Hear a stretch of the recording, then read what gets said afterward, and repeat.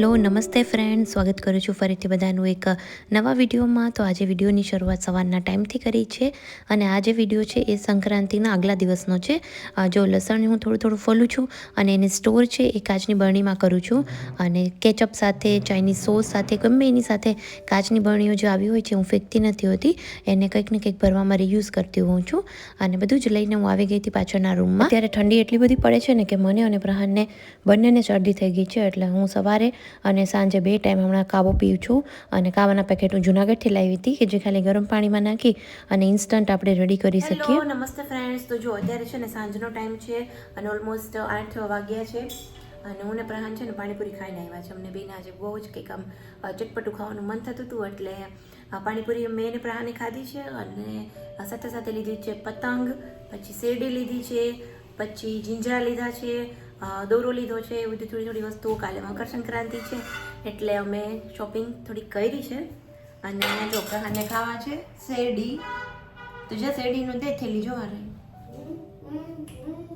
એને છે ને શેરડી ખાવી છે, તો હવે થોડાક ટુકડા કરીને આપણે શેરડી લાવ્યા છીએ ને એ ઓલરેડી છે ને ટુકડા તો છે જ, જો આ કિલો એક લીધી છે। હા મોટા છે ને થોડાક નાના કરવા પડશે। ચલો થોડીક શેરડી ટ્રાય કરીએ, મીઠી છે કે જોઈએ। અને પછી મારા હસબન્ડનું જમવાનું બાકી છે તો હવે એનું કંઈક ડિનર બનાવીશું ફટાફટ। હમણાં ભાખરીને શાક કરી નાખું। શું એ શું, એનો શું મતલબ થાય ખબર નહીં, લ્યો ચાલો।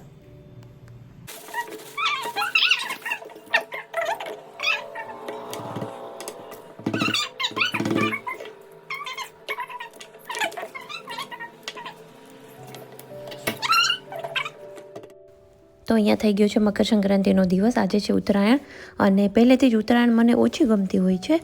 આમ હું નાની હતી ને ત્યારે અમે લોકો બહુ જ પતંગ ને બધી વસ્તુઓ ચગાવતા, પછી સમયની સાથે સાથે ધીમે ધીમે થોડું આમ મહત્ત્વ ઓછું થતું ગયું મારા માટે, કેમ કે એક દિવસની જ રજામાં અમે લોકો ઘરે ના આવતા, પછી જોબ કરતા ત્યારે રજા ના મળતી અને અત્યારે એવું જ છે કે ઉત્તરાયણ છે, નવરાત્રિ છે કે જ્યાં આમ બહુ જ લાઉડ મ્યુઝિક હોય કે જ્યાં બહુ જ શોર શરાબા હોય, એ જગ્યા એ મને ઓછું ગમતું હોય છે જવું। આમ જતી હોઉં છું હું, બટ એવું મારું આમ કેવો ક્રેઝ હોય ને લોકોને, એવું આમ અમને ક્રેઝ નથી, મને, મારા હસબન્ડને બંનેને અને અમારી સાથે સાથે પ્રહાનને પણ થોડુંક એવું જ છે।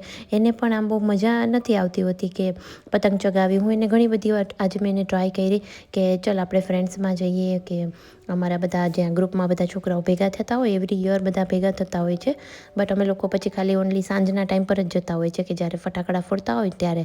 તો મેં આજે પ્રહાનને ઘણું બધું કીધું કે ચલ હવે તું, કેમ કે હવે એની એક એજ છે કે જે પોતે જાતે પતંગ ચગાવી શકે ને એવું, બટ એને શું છે કે ખાલી બેસીને આમ જોવાની વધારે મજા આવતી હોય છે કે ના બીજા લોકો પતંગ ચગાવો, હું ખાલી જોઈશ, એટલે એ પણ એગ્રી ન થયો। એટલે આગળ હું તમને બતાવીશ થોડું ઘણું વિડીયોમાં। અને આજે છે ને સવારે જ ઉઠી અને સૌથી પહેલું કામ હતું મારે આ ચીમની અને થોડું કિચન સાફ કરવાનું। મેં કીધું આજે રજાનો દિવસ છે તો થોડોક એનો ઉપયોગ કરી લઈએ, ઘણા સમયથી ચીમની ખરાબ થતી આવી હતી અને જ્યારે પણ હું ચીમની સાફ કરું ને ત્યારે એનો વિડીયો જ બનાવતી હોઉં છું। એટલે ઓલમોસ્ટ મેં જોયું કે મહિના ઉપર ટાઈમ તો થઈ જ ગયો છે અને આ ફિલ્ટરલેસ ચીમની છે ને એને આપણે એવરી 20 દિવસે થોડીક પ્રોપર ક્લીન કરી નાખીએ ને તો એ સારી રહેતી હોય છે, નહીંતર આમાં શું છે ફિલ્ટર નથી હોતા એટલે એની જે અંદરની પ્લેટ છે એ તરત જ ઓઇલી થઈ જતી હોય છે। એટલે આમ ઇઝી છે મેન્ટેન કરવી એવરી ડે। બસ જો આવી રીતે કદાચ આપણે પોતું મારીએ ને તો કરવી જ ન પડે સાફ, બટ આપણે ડીપલી એટલું બધું ખોલીને એવરીડે ન કરતા હોઈએ એટલે 20 દિવસે તો કરવી જ પડે। બટ આજ વખતે મારે મહિના ઉપર ટાઈમ થઈ ગયો હતો અને ઘણો બધો સમય થઈ ગયો હતો અને આમ ઘણા દિવસથી મને એવું થતું હતું ચીમનીને જોઈને કે ચાલને કરી નાખું, બટ એના માટે છે ને સવારનો ટાઈમ જોઈએ, સવારથી જ કરું ને તો જ થાય, કેમ કે પછી એ ગેસ પણ જો એનું પાણી ને બધું નીચે ઉઠતું હોય ને એટલે ગેસ પણ ખરાબ થાય, એટલે ટોટલી બધી વસ્તુઓ પછી એકસાથે થોડું ડીપ ક્લીન થઈ જતું હોય છે। એટલે આજે મેં પ્રોપર ગેસ પણ સાફ કરી નાખ્યો, કેમ કે આજે માસીને લોકો પણ સવારે જ કામ કરીને જતા રહેવાના હતા, બપોર પછી નહોતા આવવાના, એટલે મેં કીધું આજે જમવામાં પણ ઊંધિયું બહારથી લાવવાનું છે, ઓનલી માસી રોટલી બનાવશે એટલું જ છે, એટલે મેં કીધું અત્યારે જ આજે બધી શાંતિ છે કામોની, બીજા બધા કામોની, તો આ બધું જે કામ છે એક્સ્ટ્રા એ થોડી સવારે વહેલી ઉઠી હતી એટલે મેં અડધી કલાકમાં આ બધું જે કામ છે મારું એ ફિનિશ કરી નાખ્યું।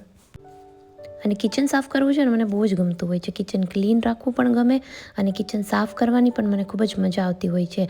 એટલે અમુક જે ડીપ ક્લિનિંગ હોય ને તો હું મારા ઉપર જ રાખતી હોઉં છું. ઘણા બધા લોકો મને એવું કહેતા હોય કે તમે શું કામ કરતા હો છો, કે આપણે માસી છે, માસી બી કરી આપતા હોય છે મને જે હું કહું બધું જ. અને એવરી ડેનું ક્લિનિંગ પણ માસીનું એવું જ હોય છે કે ડીપ ક્લિનિંગ જેવું જ. એમને મારે બહુ કહેવું નથી પડતું હતું ક્યારેય પણ કે આ બધું બાકી છે કે નથી પ્રોપર. બટ અમુક સમયે મને ગમે એટલે હું થોડું જે છે એ સફાઈ કરતી રહેતી હોઉં છું ઘરમાં. પહેલાં જ્યારે અમે નાના હતા ને, હું નાની હતી એટલે કે હું કદાચ 10 વર્ષની હતી, ત્યારે અમે લોકો ખૂબ જ પતંગ ચગાવતા, હું ને મારો ભાઈ. અને ઉત્તરાયણના ટાઈમે તો આમ કહેવાય ને કે પવનની દિશા જ ન હોય સારી ને એ બધી વસ્તુ. અમે લોકો તો એ દિવાળી પછીથી જ પતંગ છે ને એ સ્ટાર્ટ કરી જ દેતા હોય છે. અને આખો મહિનો આજે જ મેં એક રીલ્સ જોઈ હતી, એમાં એ બધું જ લખેલું હતું કે ડિસેમ્બરમાં જ સ્કાયમાં છે ને એટલી બધી પતંગો જોવા મળતી હતી પહેલાં કે. અને ઉત્તરાયણ આવતા તો અમારા ગામડામાં તો છે ને ઉત્તરાયણના દિવસે તો બધા દાન પૂન કરે ને મંદિરે જાય ને એ બધી વસ્તુઓ કરતા. અને એના બદલે બધું જ અત્યારે ઊંધું થઈ ગયું છે. ઉત્તરાયણના દિવસે જ બધું કરવાનું, દાન પૂન કરો તોય ઠીક છે અને પતંગ ચગાવો તોય ઠીક છે. 2 કલાકનો જે ટાઈમ હોય કે હવે તો લોકો સવારે પણ નથી ચડતા, સાંજે 4 વાગ્યા પછી જ ટેરેસ ઉપર ચડતા હોય છે કે તડકો થોડો ઓછો થાય પછી. અને પહેલાં તો અમે લોકો ખરેખર હું ને મારો ભાઈ અમે પતંગ ચગાવતા, જે દોરો જે છે ને એને પાવાનો હોય, દોરો બનાવતા. પછી જાતે જ દોરો પાતો મારો ભાઈ, કેમ કે પહેલાં તો ફિરકી મોંઘી આવતી બહુ જ. અને આખો મહિનો આપણે પતંગ ચગાવીએ તો કેટલી પતંગો કપાતી, એટલે દોરો પણ ખૂબ જ વપરાતો.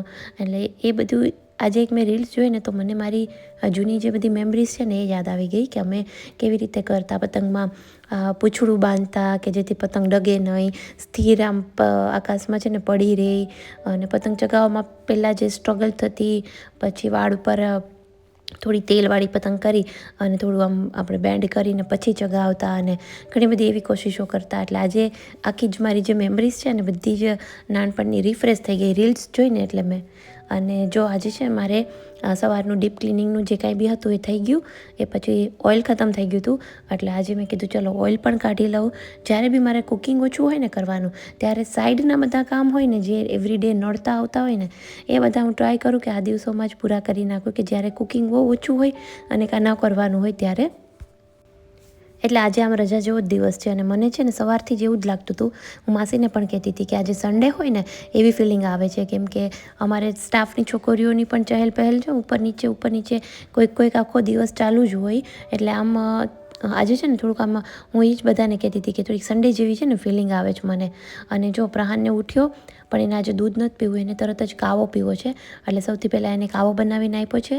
આખો જ કપ એ ઇઝીલી બહુ જ મસ્ત રીતે પી જતો હોય છે અને ખૂબ જ ભાવે છે કાવો. એ પછી પ્રહાન ગયો છે ઉપર અમારા સ્ટાફ સાથે ટેરેસ ઉપર પતંગ ચગાવવા માટે.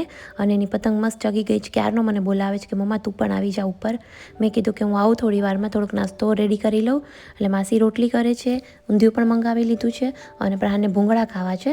તો મેં કીધું ચલો ફટાફટ છે ને ભૂંગળા ફ્રાય કરી નાખું, કેમ કે ઘણો સમય થઈ ગયો, 6-8 મહિના થઈ ગયા હશે, નહીં વધારે કદાચ થઈ ગયો હશે કે પ્રહાને ભૂંગળા નથી ખાધા. અને હું પણ ફ્રાઈડ આઇટમ્સ બહુ જ ઓછી બનાવતી હોઉં છું, પણ આજે એને પણ મન હતું અને મેં કીધું ચલો ઘણો ટાઈમ થઈ ગયો અને મજા પણ આવશે ટેરેસ ઉપર રમતા અને પતંગ ચગાવતા ભૂંગળા અને બધી વસ્તુઓ ખાવાની. એટલે માસીની છોકરી છે એ પણ અમારા સ્ટાફમાં જ છે. એને મેં કીધું કે જાને તું પ્રહાનને આપી આવું, તો હું સુધીમાં હું બાકીનું જે બધું રેડી કરી લઉં. જો પ્રહાન છે ને ભૂંગળા ખાય છે. હા ઈ આ છે જ ને બે ફિરકી ને ઈ મેં તને ના તો હવે ઓલી ચગાવી લીધી, હવે ન થાય દીકા. એનાથી પછી કરશું. ચણા ને શેરડી ને બધું લીધું છે. જો પપ્પાએ આવી ગયા છે. શું આ રહી ગઈ, જો આમ ગઈ, તડકો આવે છે ત્યાં. વચ્ચો વચ્ચે. હા જો આમ જગ્યા આપણી પતંગ ક્યાં ગઈ. પછી બસ અહીંયા હું આવી ગઈ હતી ટેરેસ ઉપર. પતંગ અમારી સરસ જગે છે અને આજુબાજુમાં કોઈ જ લોકોની પતંગ ચગતી નહોતી, એટલે કોઈ જ કાપવાવાળું નહોતું. કોઈકની ફરતી એકાદ પતંગ આવી હતી તો આ લોકોએ કાપી હતી એવું મને કહેતા હતા. બાકી એકદમ ક્લિયર સ્કાય હતું. અને આવી રીતે પતંગ ચગાવવાની મજા પણ ના આવે કે કોમ્પિટિશન ના હોય. અને જો પવનની દિશા સારી હોય, પવન સારો હોય તો પછી એક જ જગ્યાએ સ્થિર પતંગ આમનામ પડી રહી. અને અત્યારે અમારે એવું જ થયું હતું કે પતંગ જે ચગાવીને એ પ્રોપર જરાય ડગતી નહોતી અને એકદમ સ્થિર ચગતી હતી. ખાલી એને દોરો પકડીને રાખવાનો જ હતો. એટલે એમાં તો પછી મને પણ કંટાળો આવતો હતો, કેમ કે એકદમ જ્યાં સૂરજ દાદા હતા ને એકદમ એની સાથે જ પતંગ ચગતી હતી. એટલે આમ આખો છે ને ખોલીને જોવાતું પણ નહોતું, કેમ કે પતંગ અને સૂરજની દિશા એકદમ સેમ ડાયરેક્શનમાં હતી. એટલા માટે પછી મેં થોડી વાર પતંગ ચગાવી. પ્રહાને તો મારી પહેલાંનો એ તો ઉપર આવી ગયો છે, એટલે 2-3 કલાક એ તો ટેરેસમાં બેઠો જ તો એટલે થાકી ગયો. એટલે આરામથી બેઠો મારી સાથે વાતો કરે છે. ઉત્તરાયણ વિશે મને બધું પૂછતો હતો કે બધા ઉત્તરાયણના દિવસે જ કેમ પતંગ ચગાવે. એટલે હું એને જ બધું સમજાવતી હતી કે હવે આ બધું એવું છે. બાકી પહેલાં તો અમે લોકો દિવાળી પછી 1 મહિનાથી પતંગ લેતા અને પતંગ ચગાવતા. અને બસ પછી બેઠા ત્યાં શેરડી ખાધી, ચણા ખાધા અને જમવાનું જે બાકી છે નીચે બધું જ પ્રિપેર કરીને આવ્યા છીએ. થોડી વાર પછી હવે નીચે જઈ અને જમીશું. એ પછી પ્રહાનને છે ને આવી રીતે દોરો પકડી રાખવાનો આમ કંટાળો આવતો હોય છે, પણ એને મને કીધું કે મને છે ને દોરો ફિરકીમાં પકડીને રાખવો છે. એટલે વચ્ચેથી દોરો કટ કરી અને ફિરકી બાંધી દીધી. પણ જો એની ફિરકી જો એ છે ને રેસ આપે છે. એને આમ ફિરકીને છે ને રેસ આપીને પતંગને દૂર સુધી જવા દેવાની વધારે મજા આવતી હોય છે. તો જો આ તો ઊંધિયું કે જે મેં બહારથી મંગાવેલું હતું. ઊંધિયું છે, ભૂંગળા છે, રોટલી છે. પ્રહાનને જમાડ્યું અને પછી મેં જમી લીધું. અને બપોર વચ્ચેનો ટાઈમમાં પ્રહાન ગયો તો મારા હસબન્ડ સાથે એના ફ્રેન્ડ્સને ત્યાં, અને હું ઘરે જ હતી. પછી 5-5:30ની આજુબાજુમાં અમે લોકો ગયા હતા ચોપાટીએ. ચોપાટીએ પણ બહુ જ લોકો હોય છે, પતંગ ચગાવતા હોય છે. અને અહીંયાનું વ્યૂ, અહીંયાની જે શામ હોય ને એ બહુ જ બ્યુટિફુલ હોય છે. તો ફ્રેન્ડ્સ, આ રીતે જો કંઈક અમે ઉત્તરાયણનો દિવસ છે એ સ્પેન્ડ કર્યો છે. એકદમ આમ રિલેક્સિંગ ડે હતો. અને ચોપાટી આવીને તો ખૂબ જ મજા આવી, કેમ કે એટલું સ્થિર પાણી દરિયાનું, અને એમાં પણ સૂરજ દાદાની જે કહેવાય ને કે રોશની કંઈક અલગ જ હતી. બહુ જ મજા આવી. ત્યાં અમે 1-8 કલાક જેવું બેઠા. પછી પ્રહારના દિશાલીની ઘરે રમવા જતો રહ્યો હતો અને હું પછી ઘરે આવી ગઈ હતી. તો બસ ચાલો ફ્રેન્ડ્સ, જો આ વિડીયો તમને ગમ્યો હોય તો વિડીયોને લાઇક કરજો, શેર કરજો. ચેનલ પર નવા હોય તો ચેનલને સબસ્ક્રાઈબ પણ જરૂરથી કરજો. ચાલો જલ્દીથી મળી